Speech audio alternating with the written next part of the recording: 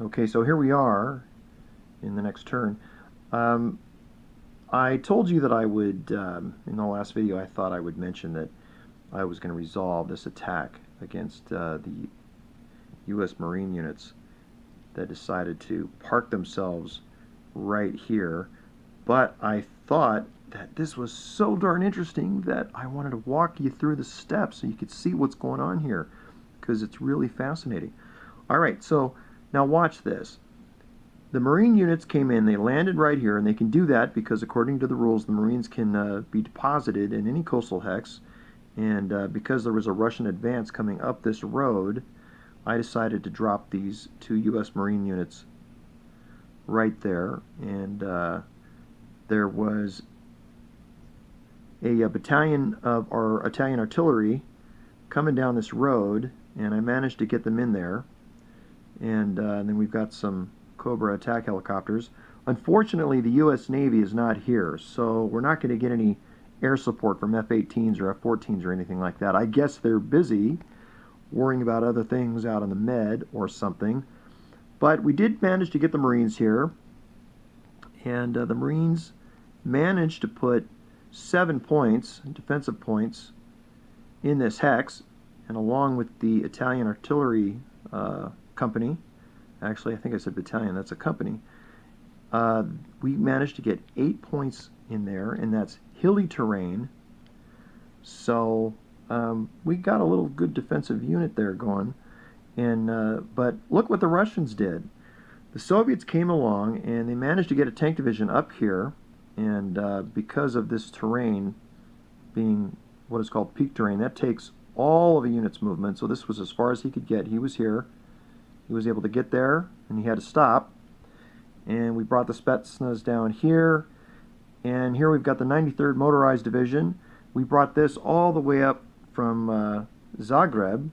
He was coming up this way, and his job initially was to come down this road like that and help out these weak, this part of the Soviet line is pretty thin. You can see all we've got is some weak anti-tank units. And what the Russians are still doing with anti-tank units, I don't know, but there they are. So Suvorov actually mentions this in his book, that the Soviets still consider the anti-tank unit to be a worthwhile weapon. And for defensive purposes, you know, they do manage to throw a 1 out there, and in the right kind of terrain, they do okay. But anyway, so we had the 93rd Motorized Division in Zagreb here, and we managed to whisk this guy down here. And with all the combat points we've got, we managed to get 16 attack points, and that'll give us exactly 2 to 1 against the 8 defense strength points that we have in that hex. Now you may be noticing, very conspicuously, we've got this Soviet air mobile unit here, and this guy's cool because what he did, and speaking to my earlier point about how valuable these guys are, he's only adding 1 extra combat strength point, which actually isn't changing the odds at all. I've got 16 points with these Soviet units here. That's going to give me the 2 to 1 I need. But what this guy did is he managed to fly down through this way. He came around like this, and of course they only pay 1 point regardless of the terrain. So he managed to fly over all this terrain and drop himself right there, and that's going to give the Soviets a concentric bonus, and that effectively is going to allow their 2 to 1 odds to become a 3 to 1 odds. Now we got other odds shifts to calculate, but just that move alone right there made a big difference for the Soviets. So you can see why these air mobile guys are so cool. Now I might lose this guy because this Italian corps here may come screaming down this way and stomp all over him. But a chance to wipe out these Marines, I can't think of a better use of the air mobile unit, and so we're going for it. By the way, you may have wondered, can air mobile guys fly over impassable hexes? Yes, they sure can. That's actually mentioned right there on the terrain key. They are allowed to fly over impassable hex sites. So those air mobile guys are pretty cool. Well, we've got some air support coming in, and we've got some of the best Russian jets in on this attack, and we've also got some Hind D helicopters. Now, the Russians didn't actually have a lot of Hind helicopters in this part of in this theater. So that's all we could throw in there. There are some Hungarian Hinds, but we don't want to include them because that will impose a multinational penalty according to the rules.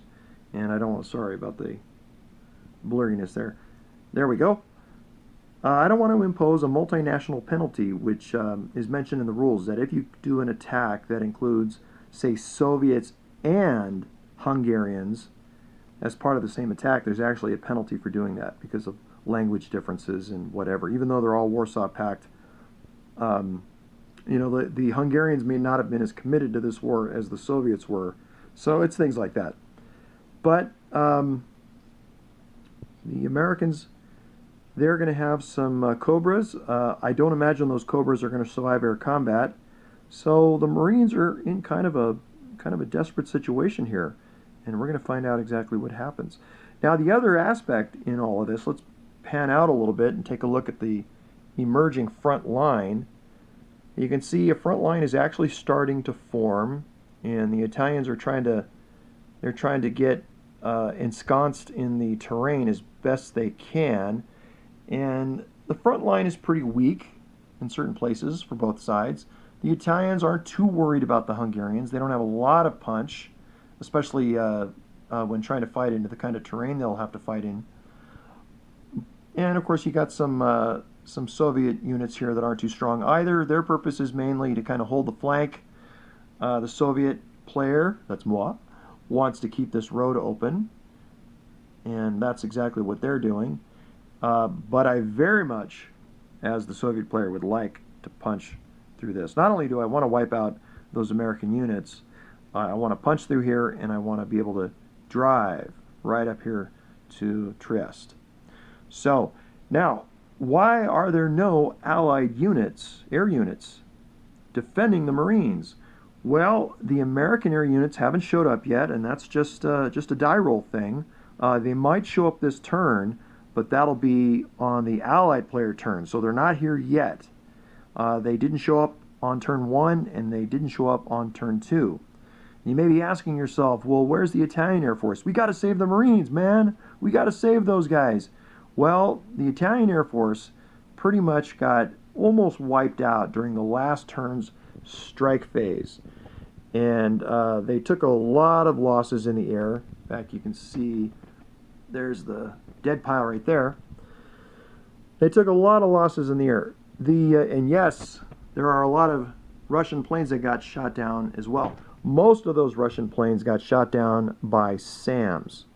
But the Russians made, you'll recall, a Po Valley-wide airstrike extraordinaire. And they came along and they hit all these different munition target sites. And they actually didn't do too well because the SAMs took down a fair number of them. They did manage to hit munition site V, as in Victor, and they got this one as well. Hit some Italian, a coastal craft factory, shipyard down there, and they hit Venice, and that's munition site T. We can come down here and kind of consult the chart, and you can see munition site T managed to kill off some Italian helicopters, and V, we managed to deplete a motorized unit, and that actually turned into an elimination because, as you can see, this Italian motorized division unit has no backside, this brigade, so he actually got wiped out. And of course, there are the coastal craft, the factory that we hit for Y, and that's going to get us another die roll for victory purposes. And of course, the Italian player was compelled to defend as many of these sites as he could, and a lot of air combat ensued, and a lot of planes went down to the deck.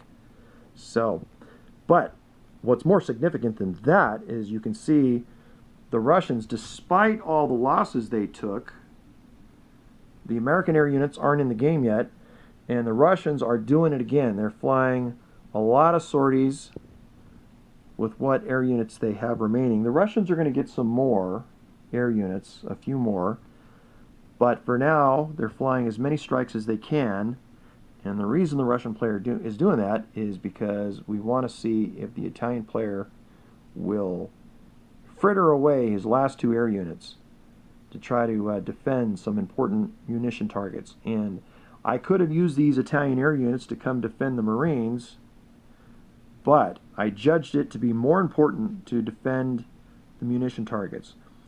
For example, I want to defend munition target R there, and the reason why is because, according to the rules, if munition target R gets taken out, the Americans lose an air unit, just straight up dead, and that's because historically there is actually an American air base in that area.